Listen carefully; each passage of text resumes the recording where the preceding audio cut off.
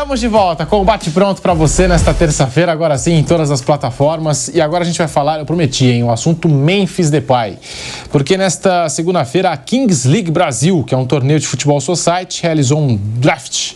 Para você que não sabe, a escolha de jogadores, né, para as equipes que vão disputar o torneio, e até trazendo um contexto para as pessoas que não conhecem, a Kings League é um torneio de futebol society que foi fundado pelo ex-zagueiro Piqué, do Barcelona, e ganhou muito espaço na mídia nos últimos meses e pelas redes sociais. Eu vejo muita gente comentando, né, sobre a Kings League. Até nos últimos dias se comentava a possibilidade de um jogador da Kings League reforçar o Santos e teria um pedido especial do Neymar. Enfim, se falou bastante sobre essa possibilidade. Neymar, que é até presidente de uma equipe que disputa esse campeonato, ele e o Memphis Depay foram ao evento ontem e claramente trouxeram ainda mais holofotes, né, para essa competição, para o evento. E aí uma parte da torcida do Corinthians ficou na bronca com o Memphis Depay. É uma personalidade famosa, está presente aí em diversos eventos e começou a levantar alguns questionamentos por parte da torcida corintiana. Não estou querendo generalizar, mas a alegação de parte desses torcedores é aquela antiga, né? Jogadores com a sua vida pessoal, alegações de que o jogador está mais focado em fazer música e ir para a festa do que jogar em bola. Foi desse jeito que o Kaique Lima até colocou na pauta, né? E eu tô vendo um monte de manifestação nesse sentido para cima do Memphis Depay. Poxa, o cara tá indo lá no evento, tá fazendo a música dele lá e quando chega em campo contra o Corinthians, né? Não representa, né? Ou não tá com aquele gás todo. É o que o torcedor alguma parte da torcida do Corinthians está colocando, né? E apontam esse comportamento passivo do Memphis nesse início de temporada, sem correr tanto, sem fazer tanta diferença e tudo mais, estão relacionando as duas coisas, né? O Memphis que só aparece em eventos com o Memphis que entra em campo pelo Corinthians. Eu acho que o que o jogador faz, Bruno Prado, e concordo muito quando você fala isso, o que o jogador faz fora de campo é problema do jogador.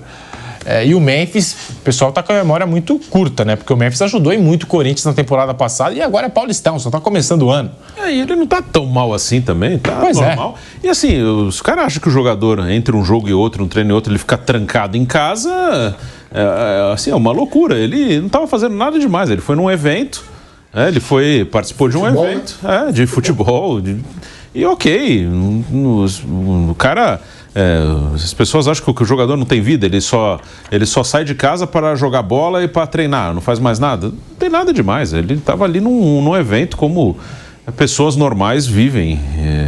Tem eventos, vai jantar, vai fazer qualquer coisa, não tem nada demais aí. Ele estava num evento natural, não estava fazendo nada de errado. Não dá para centralizar o debate na vida pessoal do Memphis, isso aí é problema dele. E acho que o jogador, né, enfim, não é... A gente não tem que dizer aqui o que o jogador tem que fazer fora de campo, né? Cada um faz o que quer. Mas essas alegações da torcida do Corinthians, de parte da torcida do Corinthians, Vamp, o Memphis está realmente devendo futebol? Nada, a gente está no começo e se for analisar o Corinthians, primeiro no geral, no Paulista. Né? Fora do Paulista teve esse jogo aí da Libertadores, da pré. O treinador holandês está até aqui, o Ronald Koeman veio, estou indo no CT. Veio para ver ele jogar, né? Vai ter oportunidade de ver ele amanhã.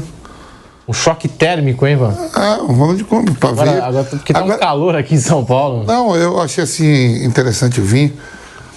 Também ver, legal, não, sabe por quê? Para ver a estrutura de um sem treinamento do Corinthians, ver como é o estádio, porque às vezes os caras não acompanham muito o futebol brasileiro, não tá nem aí, não sabe nem a estrutura e o que é um.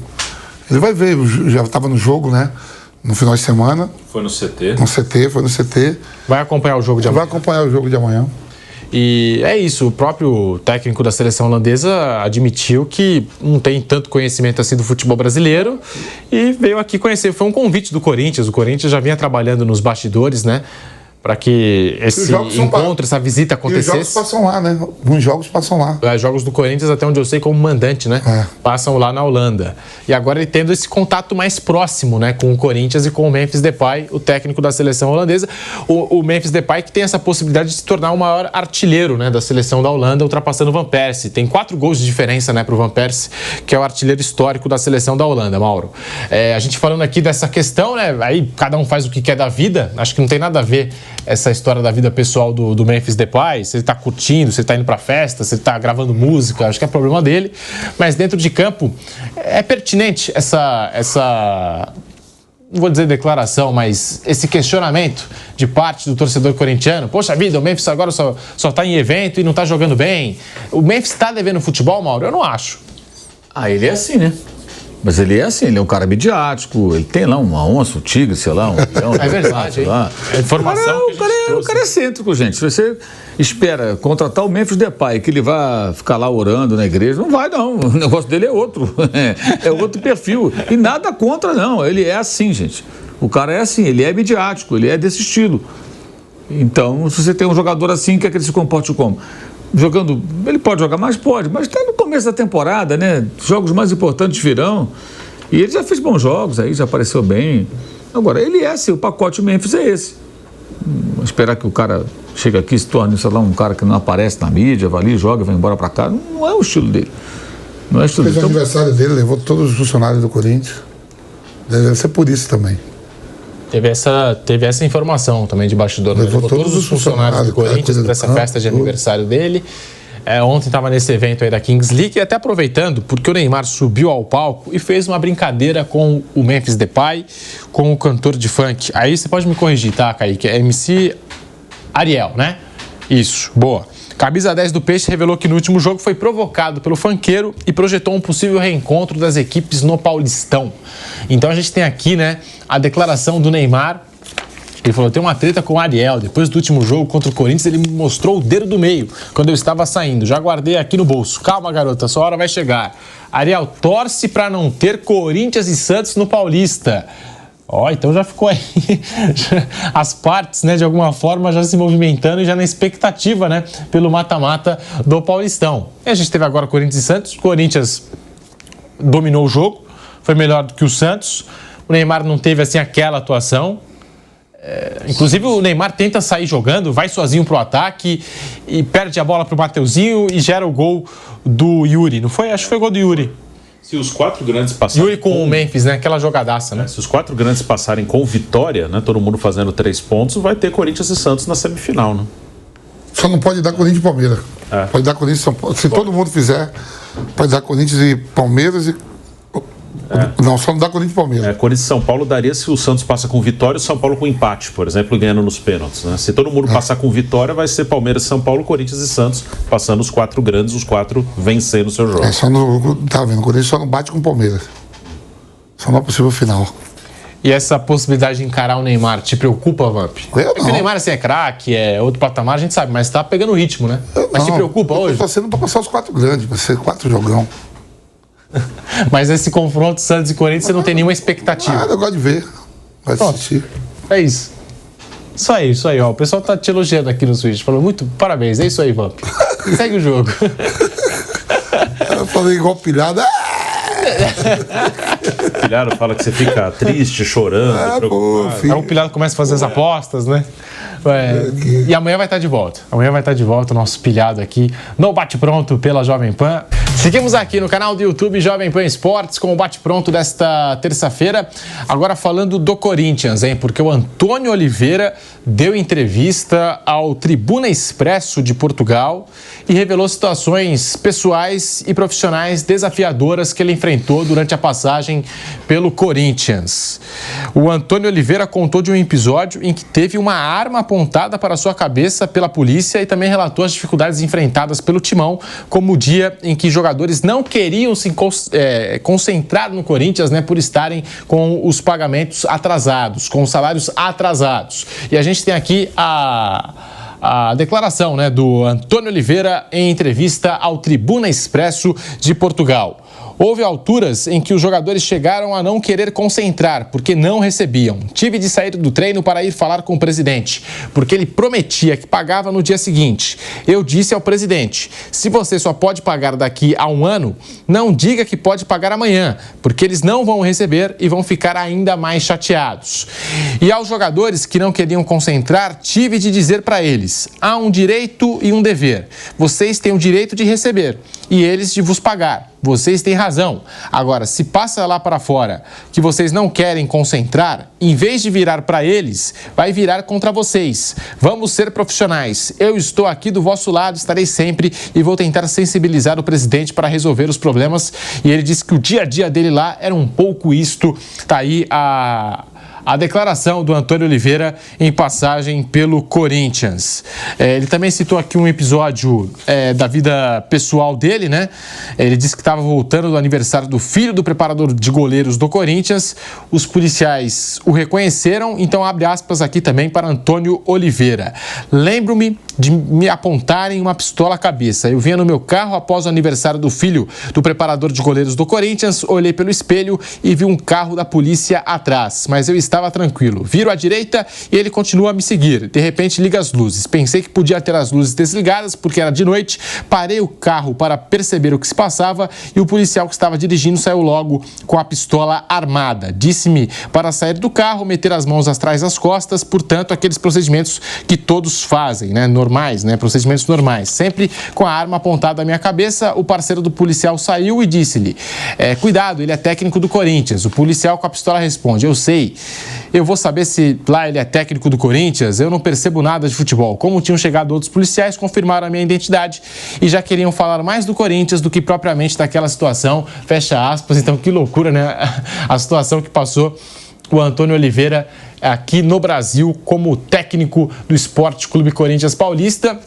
E essa outra situação, o Vampeta, ele falando, né, que os atletas não queriam concentrar no timão por conta dos salários atrasados. A gente está voltando para a Rádio Jovem Pan, daquele jeito que o Vampeta gosta, né, em todas as plataformas. Já na regressiva, agora sim, de volta também pela Rádio Jovem Pan com o bate-pronto desta terça-feira. Você que nos acompanha pelas ondas do rádio, em toda a rede Jovem Pan News, com o bate-pronto, falando do Corinthians agora. Essa situação do Antônio Oliveira, que deu entrevista lá em Portugal, lembrando aqui passagens, né, durante a trajetória dele pelo Timão, e disse que, além de técnico, ele tinha que ser um psicólogo, não sei, tinha que auxiliar os jogadores do Corinthians em outras áreas, né?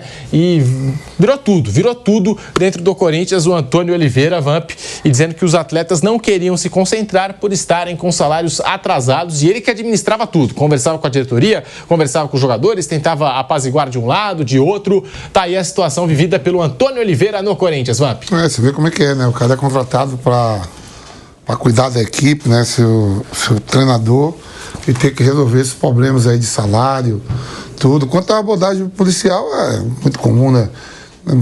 Porque é treinador do Corinthians ou de qualquer denominação, que todos os policiais têm que reconhecer. Eu trabalhava no SBT, trabalhei um tempo no SBT fazendo a Copa do Mundo. Eu chegava lá, o segurança falava: que tá fazendo o que aqui? Eu digo: não, pô, tô trabalhando aí, ó.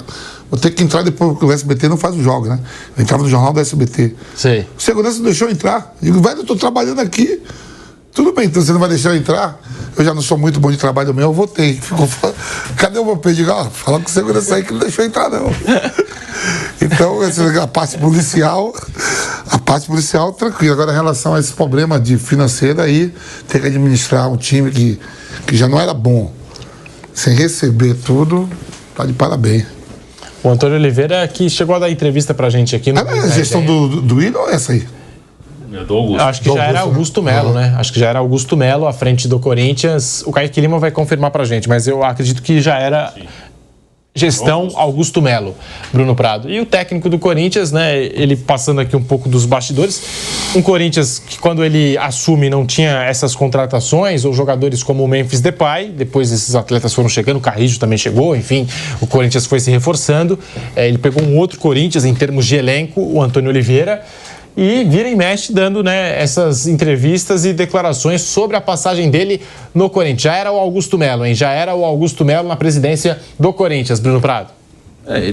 Esse relato dele em relação aos salários atrasados, de ter que conversar com jogadores, administrar esse tipo de coisa, é bem comum no futebol brasileiro. Outros treinadores, alguns publicamente, outros não, já falaram de algumas situações como essa e é coisa já de alguns anos, né? Não é uma coisa recente. De você ter que administrar, não só trabalhar no campo. Essa é uma dificuldade a mais que tem o trabalho, muitas vezes, de treinador de futebol no Brasil, de você administrar questões que não são só de colocar o seu time em campo, de escolher a melhor estratégia, de escalar os jogadores, de treinar durante a semana. às vezes tem que passar por essa situação de atraso de salário. Às vezes você tem que também conversar sobre a vida pessoal de um atleta ou outro, o cara está com algum problema pessoal e acaba levando isso para o trabalho, para o dia a dia. O treinador muitas vezes tem que fazer esse trabalho também.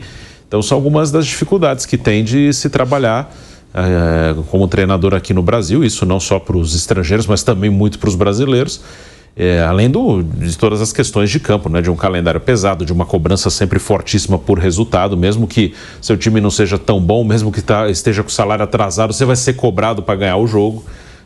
E se ganhar quarta, você vai ser cobrado para ganhar domingo de novo. Então é uma situação bem comum, que não acontece só no Corinthians, acontece, eu diria que na maioria dos clubes brasileiros. Tá aí digamos assim, a declaração, né? Do Antônio Oliveira e todo esse relato, tudo aquilo que o técnico do Corinthians tem que passar. Não sei se a situação continua assim do lado do Corinthians, mas passou um pouco do bastidor, né, que ele viveu essa passagem que não faz muito tempo.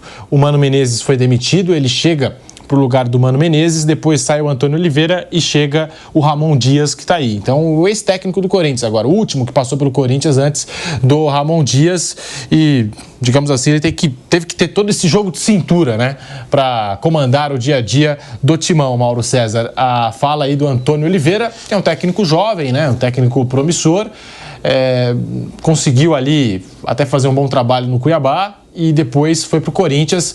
Teve isso também, né? O Corinthians tira o Ranieri do Cuiabá e tira também o técnico, né? O Antônio Oliveira estava à frente do Cuiabá.